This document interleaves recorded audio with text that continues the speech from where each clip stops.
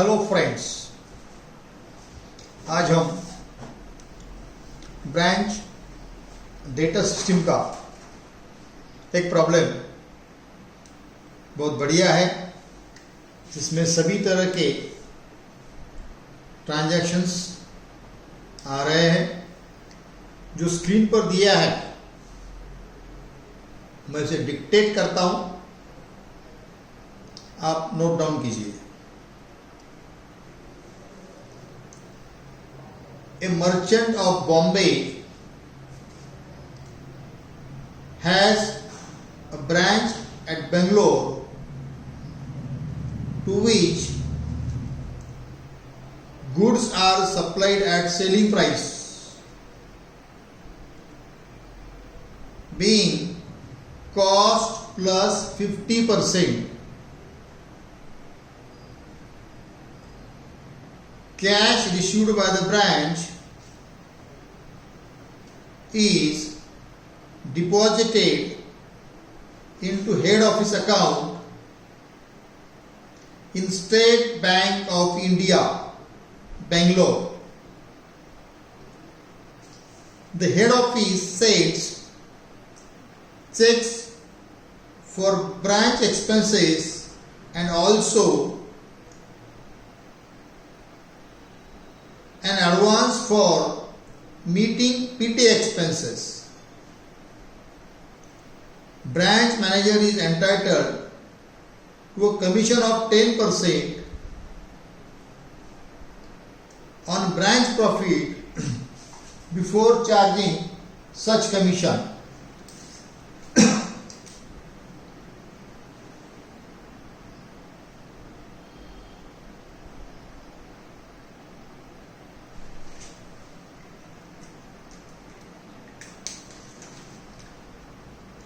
From the following particulars, prepare branch account in the head office books showing profit or loss at branch. उसमें देखो, stock at branch on 1st January 30,000, debtors at branch on 1st January 1990. PT cash at branch on 1st January 500. उसके पहले debtors 10,000 थे, PT cash 500 है। Prepaid insurance 1st January 300, salary outstanding on 1st January 1000, goods invoice to branch 90,000, goods returned by branch to head office 6,600, cash sales 72,000, credit sales 24,000, goods returned by debtors 1,200, discount allowed to debtors 500, bad debts written off 300, check sent to branch for, उसके नीचे rent 1,100, salary 12,000, PT cash 700, furniture 1,000, insurance bracketed for the year ended 31st March 1991 1,200, goods damage at invoice price of ₹600, the insurance company paid 200, rent for December 1990 is unpaid 100. Salary for December 1990 unpaid 1700. Stock at branch 31st December 18,000. Debtors at branch 31st December 17,000. Petty cash on 31st December 1990 bracket में including miscellaneous incomes ₹25 not remitted, outer में 300. इस तरह से problem होने के बाद अब हम उसे सॉल्यूशन करेंगे. सॉल्यूशन करते वक्त एक ब्रांच अकाउंट बनाओ. एक पेज पर ब्रांच अकाउंट, दूसरे पेज पे branch debtors account. In the books of head office Bangalore branch account for the year ended 31st December 1990. और दूसरा बनाओ ब्रांच डेटर्स अकाउंट. एक 10 लाइन का ब्रांच डेटर्स अकाउंट. दो अकाउंट्स ड्रॉ करने के बाद हम वन बाय वन इफेक्ट करेंगे. सबसे पहले हमने अंडरलाइन किया है कि कॉस्ट प्लस 30% 50%, यानी कॉस्ट प्लस 50% मतलब होता है 1/2 ऑफ कॉस्ट, यानी कि 1/3 of selling price, 1/3 of invoice price. जो भी इनवॉइस प्राइस होगी उसका लोडिंग 1/3 होगा. देखो नंबर 1 ओपनिंग स्टॉक 30,000. तो सबसे पहले हम ब्रांच के डेबिट में to opening balances brought down, जो असेट्स होंगे, और क्रेडिट साइड में by opening balances brought down, जो लायबिलिटीज होंगे. यहां लिखने के बाद देखो ओपनिंग स्टॉक 30,000 है, उसके दो इफेक्ट होंगे. इफेक्ट नंबर 1, ब्रांच के डेबिट में टू बैलेंस के बाद स्टॉक 30,000. और इफेक्ट नंबर 2, ब्रांच के क्रेडिट में बाय डिफरेंस इन ओपनिंग स्टॉक 10,000. दो इफेक्ट हुए ओपनिंग स्टॉक के, डेबिट में ओपनिंग स्टॉक और क्रेडिट में बाय डिफरेंस इन ओपनिंग स्टॉक. उसके बाद debtors at branch, opening debtors है, उसके दो इफेक्ट होंगे. ओपनिंग डेटर्स ब्रांच के डेबिट में ओपनिंग बैलेंसेस में डेटर्स 10,000. और इफेक्ट नंबर 4, ब्रांच डेटर्स के डेबिट में to opening balance brought down 10,000. Opening debtors दो जगह दिखाए जाते हैं, एक ब्रांच के डेबिट में, नंबर 2 डेटर्स अकाउंट ओपन किया तो डेटर्स के डेबिट में.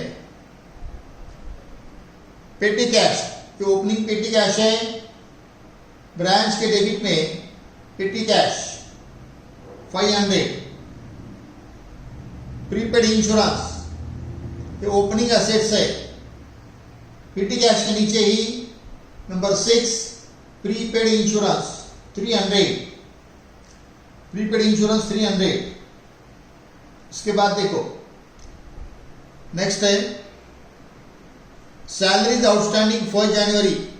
ओपनिंग लायबिलिटीज है, ओपनिंग लायबिलिटीज है, इसलिए ब्रांच के क्रेडिट में जहां हमने by opening balances brought down लिखा है वहां आउटस्टैंडिंग सैलरीज 1000. नंबर 7 देखो, 7 नंबर का इफेक्ट, आउटस्टैंडिंग सैलरीज ब्रांच के क्रेडिट में। Number 8, goods invoice to branch 90,000। 90,000 के दो इफेक्ट होंगे। 90,000 का 1/3 लोडिंग 30,000। नंबर 8 देखो, ब्रांच के डेबिट में टू गुड्स सेंट 90,000। और नंबर 10, नंबर 8 के बाद नंबर 9 देखो, by difference in goods sent 30,000। Branch के डेबिट में टू गुड्स सेंट 90,000, उसका लोडिंग ब्रांच के क्रेडिट में। नंबर 9 देखो, by difference in goods sent. उसके बाद देखो, goods return by branch to head office 6,600। 6,600 का 1/3 2,200 लोडिंग होता है। 2,200 लोडिंग होता है। नंबर 10 देखो, ब्रांच के क्रेडिट में बाय गुड्स रिटर्न 6,600। ब्रांच के क्रेडिट में बाय गुड्स रिटर्न 6,600 और ब्रांच के डेबिट में उसका loading. 11 number, to difference in goods return 2,200। To difference in goods return 2,200। अब देखो, कैश सेल्स 72,000। कैश सेल्स, जो भी कैश सेल्स होते हैं वो हम हेड ऑफिस के बैंक में डिपॉजिट करते हैं।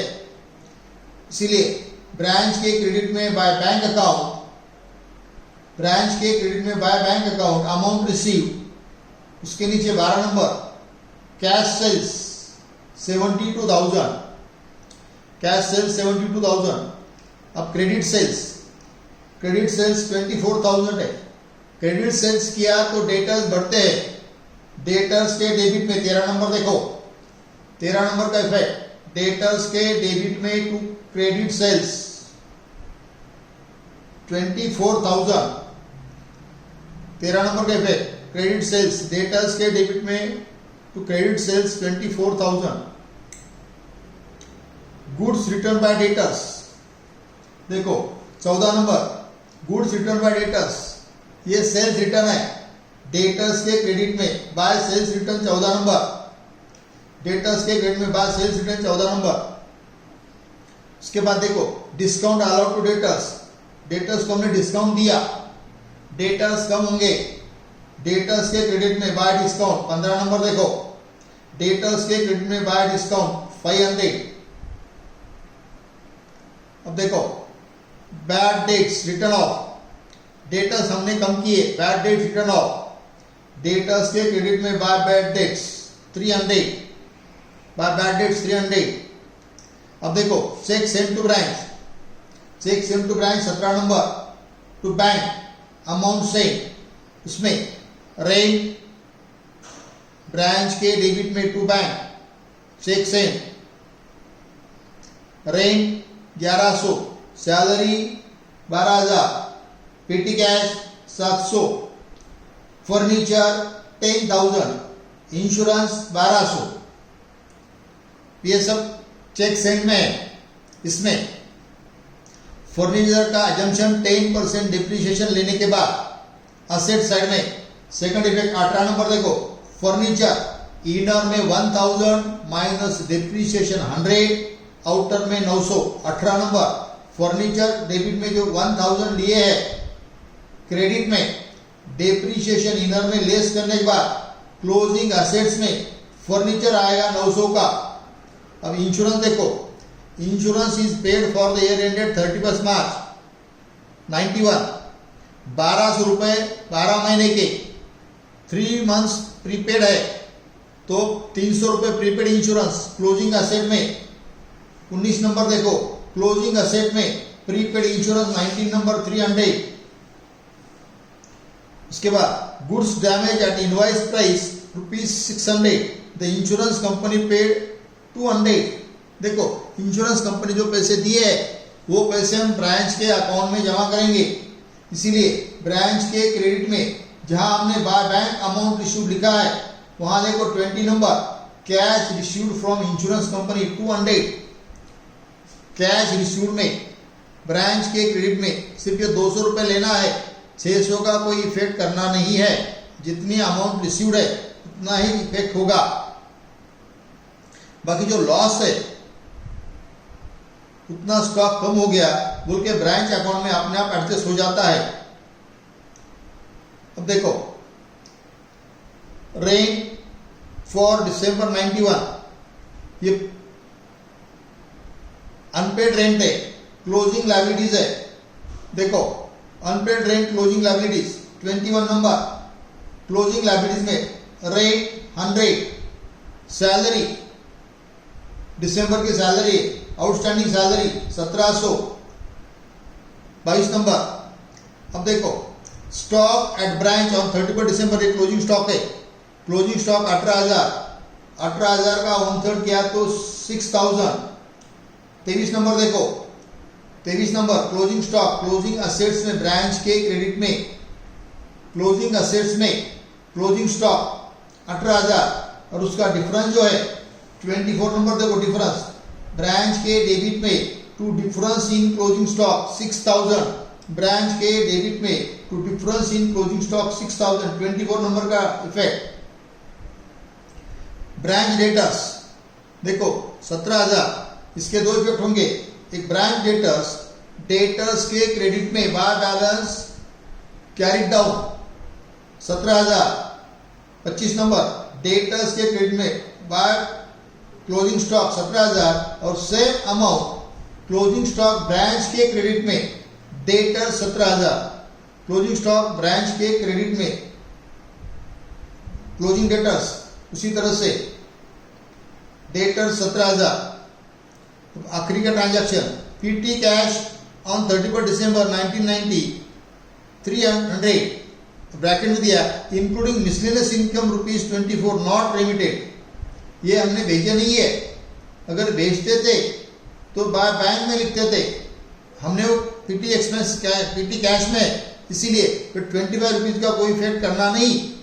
PT cash closing PT cash branch के क्रेडिट में क्लोजिंग बैलेंसेस में 27 नंबर देखो, पीटी कैश 300।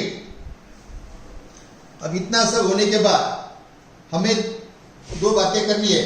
सबसे आखिरी डेटर्स अकाउंट क्लोज करो। देखो, डेटर्स अकाउंट क्लोज किया तो डेबिट की टोटल आती है 34,000 और क्रेडिट की टोटल आती है 19,000। 34 में से 19 गए तो 15,000। ये 15,000 क्या है? ये 15,000 है cash received from debtors. 28 number देखो, बैलेंसिंग फिगर से डेटर्स के क्रेडिट में by cash received balancing figure 15,000 और इसका इफेक्ट सेकंड इफेक्ट होगा ब्रांच के क्रेडिट में, जहां हम लिखते हैं बाय बैंक क्या अमाउंट रिसीव्ड में 29 number cash received from debtors 15,000 वहां लिख लो। अब इन तीनों का टोटल 72,000 प्लस 15 प्लस 200, इन तीनों का टोटल बाहर लिखो 87,200। अब ये सब हो गया। उसके पहले अब हमें एक एडजस्टमेंट सबसे जो ऊपर दिया कि managers commission 10% on branch profit before charging commission. तो सबसे पहले हमें net profit before commission calculate करना है। अब देखो, net profit before commission branch के क्रेडिट की टोटल करो, ब्रांच के क्रेडिट की टोटल करो, वो आती है 1,71,300। 1,71,300 में से ब्रांच का डेबिट जो भी है वो लेस किया, ब्रांच के डेबिट का लेस किया तो नेट प्रॉफिट आता है before commission. Net profit before commission आता है 14,500, 14,500। अब इसका 14,500 का 10% कैलकुलेट करो। 14,500 का 10% आता है 1,450, 1,450। इसीलिए क्लोजिंग लायबिलिटीज में, ये लायबिलिटी है अनपेड है, तो क्लोजिंग लायबिलिटीज में मैनेजर्स कमीशन, ये आउटस्टैंडिंग मैनेजर कमीशन है 1,450। देखो 1,450 मैनेजर कमीशन। अब उसके बाद हम नेट प्रॉफिट निकालेंगे। अब 1,450 ऐड करने के बाद अगर लेस किया तो 13,050 रुपए ये नेट प्रॉफिट आता है। ये net profit transfer to profit and loss account.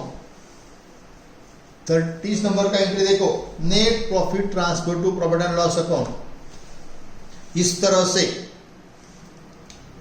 Branch accounts में ब्रांच अकाउंट अगर डेटा सिस्टम से बनाया, उसके अंदर लोडिंग है,